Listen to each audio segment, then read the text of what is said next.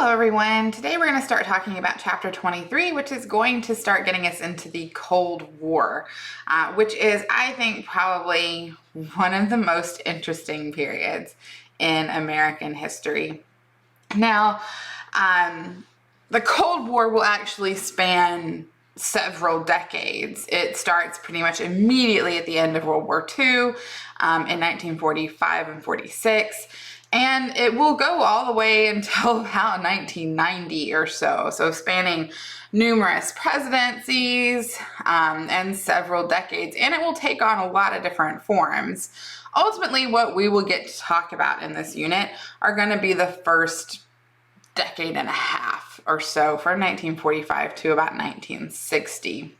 So covering the period in the late 40s and 50s primarily. So to start this, let's take a look first at who is involved. The Cold War is primarily a conflict is a bad word, more a ideological struggle between the two major superpowers in the world, the United States and the Soviet Union. If you recall from my intro lecture that I posted about the international system. And these two superpowers are never going to see active sort of combat with one another. They're not going to go to war. The Cold War is called the Cold War because it never turns hot. That is, there's never any actual fighting between the two main combatants. It's a Cold War. And so it's mainly going to be a war of ideas, a war of economies, and a war of sort of power struggle between the two and influence within the international system.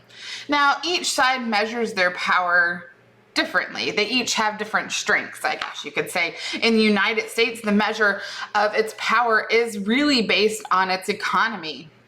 The United States produces half the world's manufacturing, and at least in 1945, when this is kind of kicking off, the United States is the sole possessor of an atomic bomb and the technology to build one as well. Now, the US has a global agenda.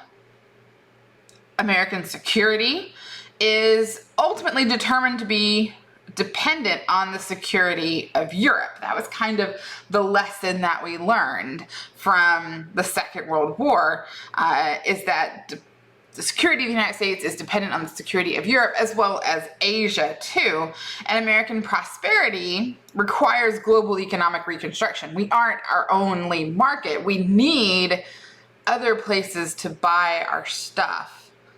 And so the US is going to spend a lot of effort and a lot of money on rebuilding the world after the war as quickly as possible. Now, the Soviet Union measures its power a little bit more, perhaps physically is the right word. The Soviet Union has probably the largest army, number of men under arms in this period. Following the Second World War, the US has a huge army, but we disarm really quickly. A lot of those men who fought in the war go back to civilian life, and so we reduce the size drastically of our standing army. The Soviet Union does not do that. They maintain their million-man army in the Soviet Union, and Soviet armies actually occupy at least half of Europe, most of the eastern states in Europe.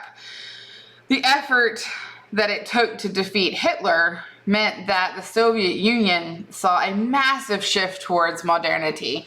Modernity was something that Russia had struggled with. Russia was extremely slow to adopt new technologies in the 19th century, and it really wasn't until the overthrow of the Tsars in the early 20th century, during the First World War, that we actually start to see this country embracing a lot of modern technology, and we see them embracing it even more rapidly under the Soviet Union after the Second World War. Their global agenda is two parts. According to the United States, the global agenda of the Soviet Union was to spread communism throughout the world. But more immediately, the Soviet Union was particularly interested in creating a kind of buffer zone for themselves, particularly in Europe. And it's that urge to create a buffer zone that is going to prompt most of their actions, particularly in Europe.